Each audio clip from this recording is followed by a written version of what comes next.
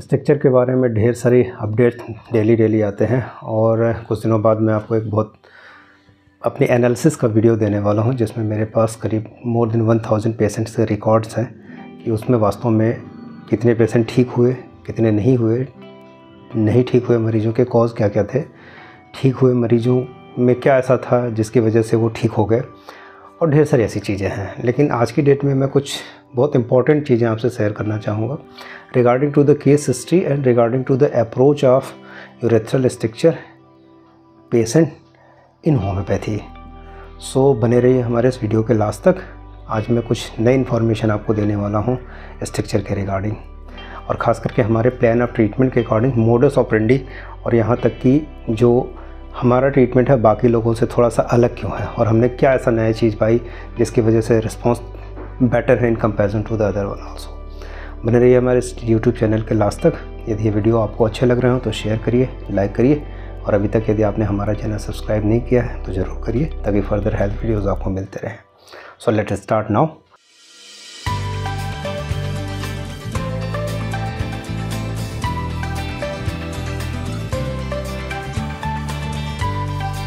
वास्तव में स्ट्रक्चर जो हमारी होम्योपैथी की नज़र में है वो जेनाइटो यूरिनरी कंप्लेन है, और जब भी जेनाइटो यूरिनरी कंप्लेन को हम लोग होम्योपैथिकली सोचना शुरू करते हैं तो these all comes under the psychotic predominance cases, यानी जो म्याज़मर एक्टिंग होता है वो साइकोटिक प्रीडोमिनेंस का होता है।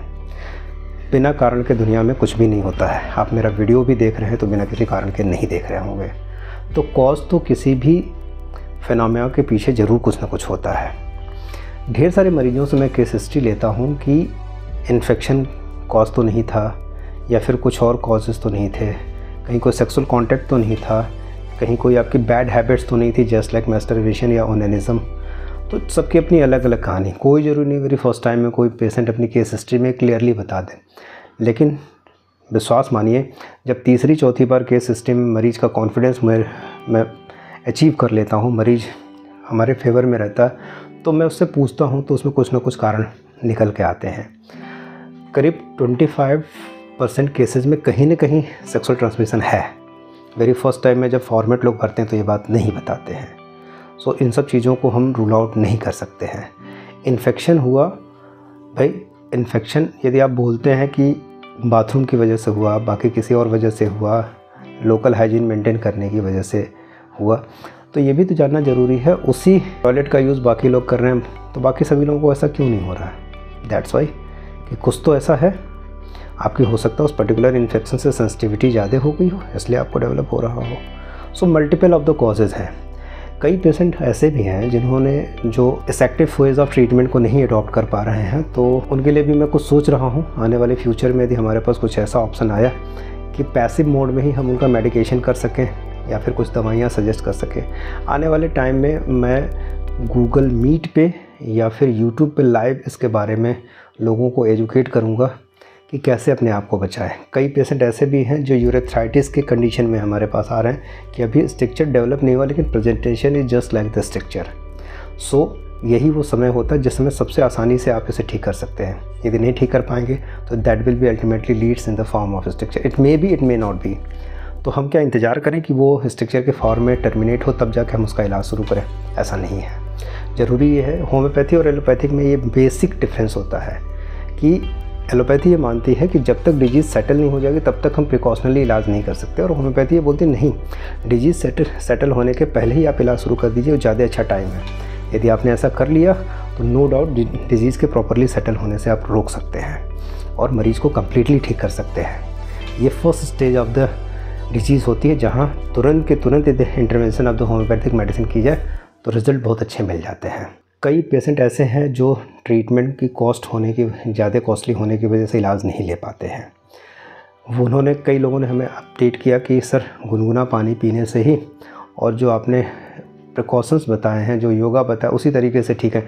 30% पेशेंट ऐसा अच्छा इम्प्रूवमेंट हुआ केवल उन प्रिकॉशन से जो मैंने अपडेट किए। सो दैट्स वाई मैं अपने पेशेंट से अक्सर बोलता रहता हूँ कि भाई आप ट्रीटमेंट ले रहे हो, इट्स ओके, अनदर थिंग, लेकिन जो प्रिकॉशंस है that are the compulsory, very important यदि आप रिकवरी करना चाहते हो। कई लोग हमसे पूछते हैं कि कुछ मरीजों की टेस्टिमनी दीजिए जो कि ठीक हो चुके हैं। उसके बारे में भी मैं काम कर रहा हूँ, जल्दी ही अपडेट कर रहा हूँ। ज़्यादातर लोग जो लोग ठीक हो जाते हैं वो टेस्टिमनी नहीं देते हैं, मेजॉरिटी ऑफ द केसेस में मैं देख रहा हूँ। कुछ लोगों ने बोला इंग्लिश में अपडेट करिए, उसमें भी मैं काम कर रहा हूँ। तो ज़्यादा अच्छा ये नहीं होगा कि जो मरीज़ हमसे ट्रीटमेंट लिए हम उनकी फ़ाइनल एनालिसिस आपको दे दें कि ठीक होता भी है कि नहीं होता है, और होता है तो कितने % है। उस पर एक फ़ाइनल कंक्लूज़न निकाला जा सकता है कि अल्टीमेटली वो कॉज क्या है, या फिर वो प्रिकॉशंस क्या हैं, या फिर वो मेजर्स क्या है जिसकी वजह से मरीज़ ठीक होते हैं, और ऐसा क्या है कि कुछ केसेज में लोग नहीं ठीक हो रहे हैं। कुछ में दवाइयाँ शुरू में बहुत अच्छा रिस्पांस करती हैं, बीच में नहीं होता है। ज़्यादातर लोगों ने हमसे ये कंप्लेन की कि सर शुरू में पहली बार दवा लिया तो बहुत अच्छा काम की, दूसरी बार मज़ा नहीं आया। आप समझने की कोशिश कीजिए, हमने 7 टर्म में, मतलब जो हमने फॉर्मेट बनाया उसमें ढेर सारे स्टेप्स हैं, जिसमें जैसे किसी को बर्निंग हो रही है, किसी को स्टिचिंग पेन हो रही है, किसी की यूरिन की फ्लो कम है, किसी को ड्रिबलिंग हो रही है, अनसेटिस्फैक्ट्री यूरिनेशन है, किसी को ब्लड आ जा रहा है, किसी को हाइपोगैस्ट्रिक हैवीनेस है, किसी को पेन है, किसी को फ्रिक्वेंट अर्जिंग है, किसी को नॉक्टर्नल अर्जिंग ऑफ यूरिनेशन है। सो मल्टीपल ऑफ द चीज़ें हैं जो साथ में चलनी। इसमें स्टेप बाय स्टेप ही तो सही होगा।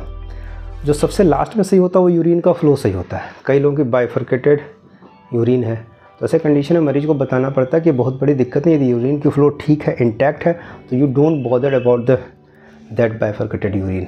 ठीक है, फ्लो होनी चाहिए सही, पेशाब रुकना नहीं चाहिए, post void urine residual volume एकदम निल होना चाहिए। यदि ये सारी चीज़ें, कई लोगों को मैं रिकमेंड करता था RGU MCU टेस्ट के लिए। कई लोग हमसे ये पूछते सर RGU की रिपोर्ट दिखाइए पहले और बाद वाले में। दोस्त, RGU की रिपोर्ट जब हम मरीज़ को रिकमेंड करते हैं उससे पहले उसकी हालत ख़राब हो जाती है, क्योंकि पहले का एक्सपीरियंस उससे याद आता है कि किस तरीके से वो RGU किया गया था और उसके बाद से उसे क्या क्या सफरिंग हुई थी। So that's why it is not necessary कि सभी लोग RGU करवा लें। तो ज़रूरी केवल इतनी सी बात है, प्रिकॉशंस पे ज़्यादा कंसंट्रेट करिए। एक बात हमेशा ध्यान रखिएगा, दुनिया में कोई ऐसी दवा नहीं बनी है जो अपने दम पे मरीज़ को ठीक कर सके। ज़रूरी क्या है, ज़रूरी केवल इस बात की है कि आप कितने डेडिकेटेड हैं किसी भी ट्रीटमेंट के लिए, या फिर कितने डेडिकेटेड अपनी रिकवरी के लिए। तो किसी भी मरीज़ की रिकवरी में कुछ इंपॉर्टेंट फैक्टर्स होते हैं जो रिस्पॉन्सिबल होते हैं, जैसे मेडिकेशन प्रॉपरली हो रहा है कि नहीं हो रहा है, दूसरी चीज़ प्रिकॉशंस को प्रॉपरली फॉलो किया जा रहा है कि नहीं, डाइट को सही से कंज्यूम किया जा रहा है कि नहीं, लाइफस्टाइल को ठीक रखा जा रहा है कि नहीं। भाई हम सबके लिए ऑनलाइन योगा प्रोवाइड नहीं कर सकते, इसीलिए मैंने शालिनी मैम के थ्रू एक वीडियो भी डाल दिया कि आप योगा में क्या करिए। कोई भी मरीज़ बिना एफर्ट के नहीं सही हो सकता है। So that's why it is very important कि आप अपना एफर्ट तो मत छोड़िए। मेडिकेशन तो एक लास्ट की बातें हैं, बाद की बातें हैं। ज़रूरी नहीं कि सबका मेडिकेशन करवा जाए। कई लोग ऐसे भी हमें मिले, कई लोगों ने हमें रिप्लाई भी दिया कि सर आपने जो प्रिकॉशन बताया उसी से मैं बहुत अच्छा बेटर फील कर रहा हूँ, so I needed for that procedure of medication. हमने उन्हें सीधे मना कर दिया, नहीं, no need of that.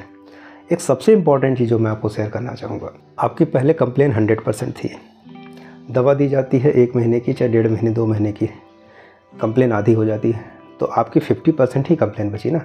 Next time में जब दवा दी जाएगी तो उसका 50% कम हुआ, टोटल का 25%। यही लोग अपने टर्म में प्रेजेंट करते हैं कि सर पहले जितना मज़ा आया उतना मज़ा अब नहीं आ रहा है। क्यों? क्योंकि पहले प्रॉब्लम बड़ी थी तो आपको रिस्पॉन्स जल्दी नज़र आए। होम्योपैथी में जो अचीवमेंट, जो रिकवरी होती है, उसका जो ग्राफ होता है जस्ट लाइक ऐसे होता है। यानी शुरू में यहाँ से यहाँ तक जाना तो बहुत आसान होता है, लेकिन यहाँ से टर्मिनल पॉइंट तक जाना बहुत मुश्किल काम होता है। Symptomatic relief it is very easy thing.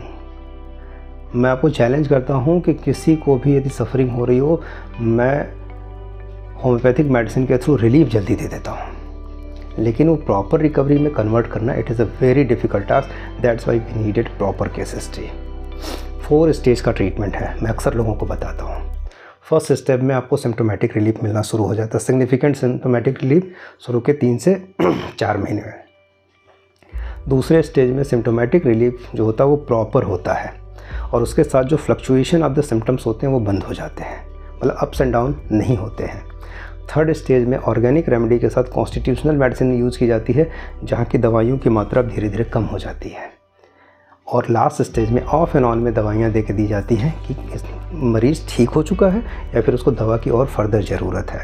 हर एक स्टेज 3 से 4 महीने का होता है। तो यदि टू द फ्रैंक बोलूँ तो किसी भी मरीज़ को, खास करके यूरेथ्रल स्ट्रक्चर के मरीज़ को ठीक करने में कम से कम, यदि उसकी सफरिंग 2 साल से ज़्यादा है तो 1 साल से लेके 1.5 साल का टाइम लगता है। एज ज़्यादा होने की वजह से रिकवरी जल्दी नहीं होती। 50+ के पेशेंट्स के लिए मैं ये बात बोल रहा हूँ। सो ढेर सारी ऐसी चीज़ें हैं जो मैं आने वाले टाइम में आपको अपडेट करता रहूँगा, शेयर करता रहूँगा। कई बार मैं ऐसे मरीजों की भी टेस्टिमनी दिखाता हूँ जिसमें मैं फेल्योर साबित होता हूँ। ज़रूरी नहीं है सारे केसेस में मैं रिस्पॉन्स दे दूँ, लेकिन ये भी मैंने देखा है कि वो मरीज़ ज़्यादा अच्छे से रिस्पॉन्स करते हैं जो ज़्यादा क्वेश्चन एराइज नहीं करते हैं। ज़रूरी नहीं है कि हर क्वेश्चन का जवाब हो, कई क्वेश्चन ऐसे होते हैं जिनका जवाब टाइम दे देता है। तो वेट इन्वॉल्व। और 2 चीज़ें मैं ज़रूर आपसे शेयर करना चाहूँगा। Please, it is a request to everyone, यदि पेशेंस है तभी होम्योपैथिक इलाज करवाइए, और यदि आप कॉन्फिडेंटेड हैं तभी होम्योपैथिक इलाज करवाइए, अदरवाइज उसे ड्रॉप कर दीजिए। आप सर्जरी का ऑप्शन अडॉप्ट कर सकते हैं और आप उत्तर बस्ती या फिर बाकी आयुर्वेदिक तरीके अडॉप्ट कर सकते हैं। ज़रूरी नहीं दुनिया का सारा मरीज़ सही हो जाए। यदि हम अपनी प्रैक्टिस में 60 to 70% मरीजों को ठीक करें, that is the major achievement for me. Thank you very much हमारे इस वीडियो को देखने के लिए। बाकी लोगों से भी शेयर करिए। कोई भी आदमी परफेक्ट नहीं होता है, मैं भी नहीं हूँ। हर दिन हमें भी अपडेट करना पड़ता है, नई नई चीज़ें सीखने को मिलती हैं।